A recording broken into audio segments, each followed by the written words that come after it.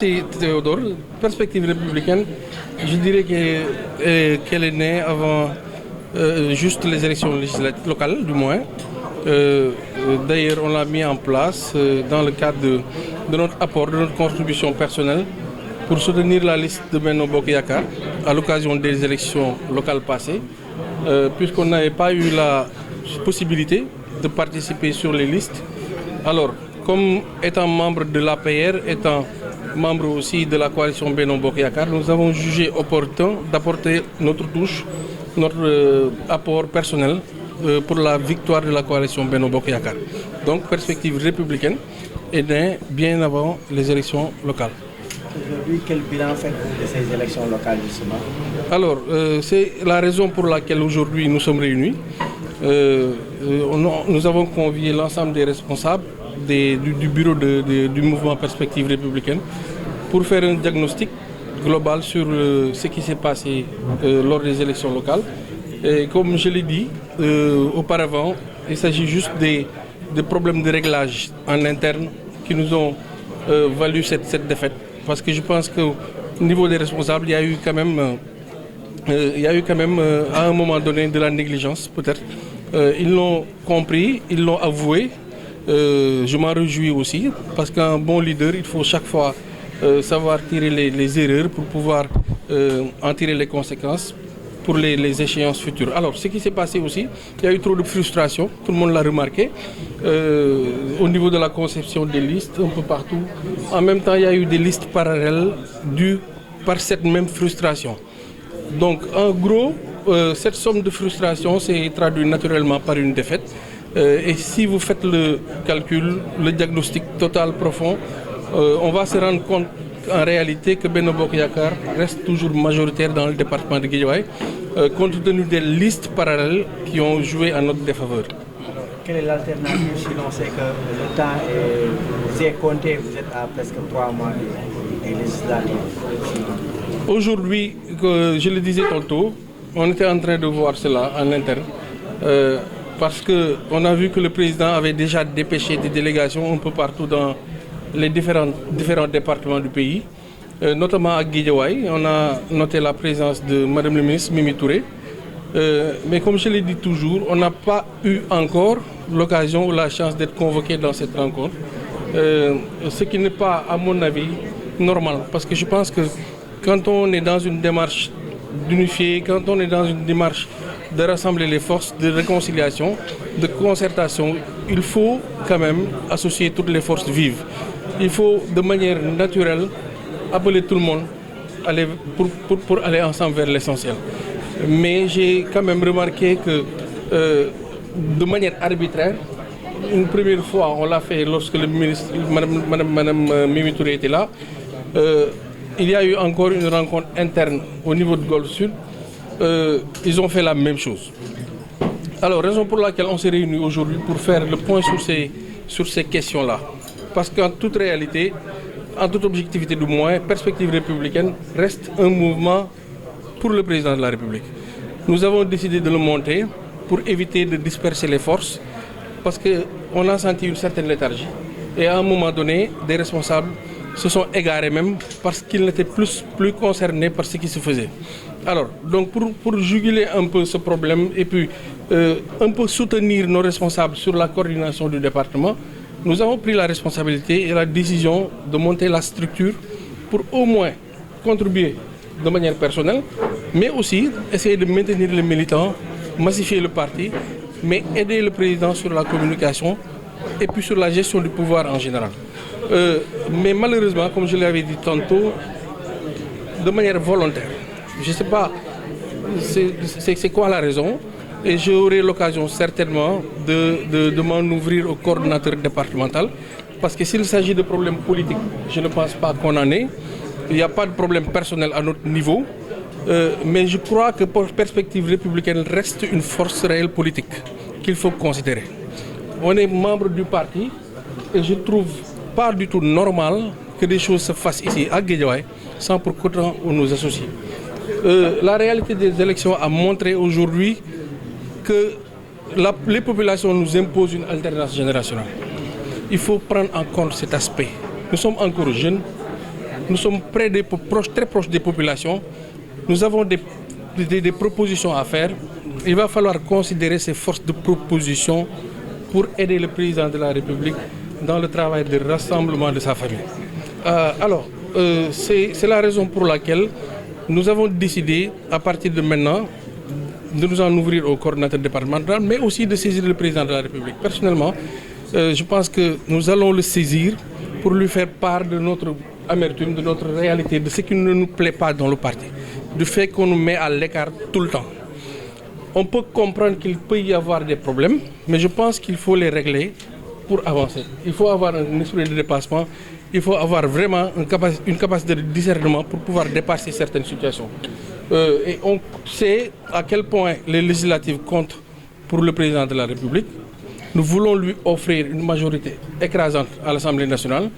Donc nous sommes tenus de travailler encore, de rassembler les gens, d'aller vers l'essentiel. C'est pour cela aussi que nous avons retenu, à partir de maintenant, de travailler sur les inscriptions, sur les listes électorales, notamment avec les primo-votants, parce qu'en réalité, dans le mouvement Perspective républicaine, on a toutes les couches de la société. Nous avons des enseignants, des syndicalistes, nous avons des artisans, nous avons des jeunes, nous avons des femmes. Donc nous allons, dans un futur proche du mois, activer tous ces leviers, surtout concernant la jeunesse, pour vraiment apporter un souffle nouveau, pour leur faire adhérer dans le parti de manière massive. Parce que je pense que le président a suffisamment réalisé au Sénégal, surtout à Guédiawaye aussi, il en a suffisamment fait à travers les infrastructures que vous voyez ici, à travers l'emploi, à travers énormément de projets. Et c'est la raison pour laquelle nous ne devons pas croiser les bras, nous devons aller vers la conquête des populations, vers la conquête de nouvelles voies, pour aller qu'à l'issue des élections législatives prochaines, qu'on puisse sortir vainqueur de cette élection prochainement. Alors, maa ngi leen sant bu baax di leen gërëm Théodore ak presse bi yëpp wax ngeen ko sànq ci wàllu élection locale yi ñu génn Guédiawaye. Nous avons perdu, c'est vrai, waaye ñun ñëpp nangu nañ ci ni ko sunu kilifa yi fii nangoo ni dafa amoon xëy na yu jotoon xew ci wàllu organisation bi. Loolu moo valoir parti bi wala coalition bi ñàkk commune bu mel ni Golf Sud, commune bu mel ni Sam Notaire ak la ville de Guédiawaye. Alors donc boo jooyantee urne yi li mu wax da ngay gis ni. Liste parallèle yi ak frustration yi boo ko boolee mu jur li waaye mel na ni président joxe na ci digal ci wàllu département Guédiawaye ak fépp au niveau national pour que ñu mën a waxtaan xool naka la ñuy réconcilier ñëpp ba problème yooyu yëpp mën a jeex ndax élection législative yi ñu dëgmal. Loolu nag gis nañ ko fii Guédiawaye ndax gis nañ ni madame le premier ministre Mimi Touré ñëw na fi récemment def na fi ndaje ak responsable yi ñun nag ak sunu mouvement Perspective républicaine bi nga xam ne dafa regorger ay membres yu bari ay kilifa yu bari yu ci nekk tey ji jotaay bi wane na ko gisuñu ni boole nañ ñu ci liggéey président de la République. Alors boo ko mën a tuddee noonu effectivement parce que xamuñu lu ko waral ndax man yaakaar naa ne bu dee da ngay jiite parti wala am ñoo xam ne da nga leen njaboote lu mu metti ak lu mu xat-xat bu président demee ba am grandeur mën a dajale ñëpp képp ku ko bëgg a liggéeyal doo sàggane benn force vive ci dëkk bi nga ne. te Perspective républicaine nag ñun duñ ko sàggane ndax liggéey bu yàgg la liggéey bu metti la te yàlla mi ngi ñuy suturaal mi ngi am jëmm mi ngi mel ni mu war a mel ndax ñi ko composé ñëpp macha allah ay kilifa lañ ci département bi. Ndax force vive yëpp ñu ngi ci couche yëpp yoo jël ci wàllu jàngalekat yi ci ndaw ñi ci jigéen ñi fu ci nekk rek am na branche donc bu fekkee ni da ngay def jataay bu mel noonu yëgaloo ñu jóge ci lu mel noonu ñu defaat beneen jataay bu mel noonu boolewuñu kon jàpp nañ ni dynamique bi nga xam ne dañ ci nekk dafa des te ñun fi ñu toll ak suñu cofeel ci président de la République bëgg ko liggéeyal moo tax mënuñoo seetaan lu mel noonu di law. Ndax bu eggee fu mu war a jëm li muy jur ëllëg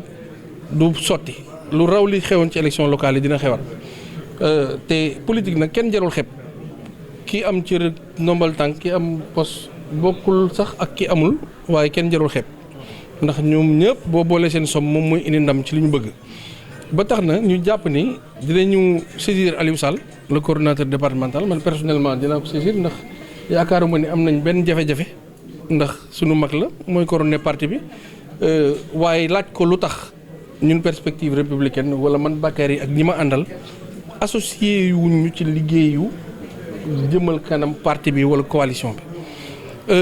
beneen bi duñ ci yem dinañ bind président de la république parce que nag aussi nit boo koy liggéeyal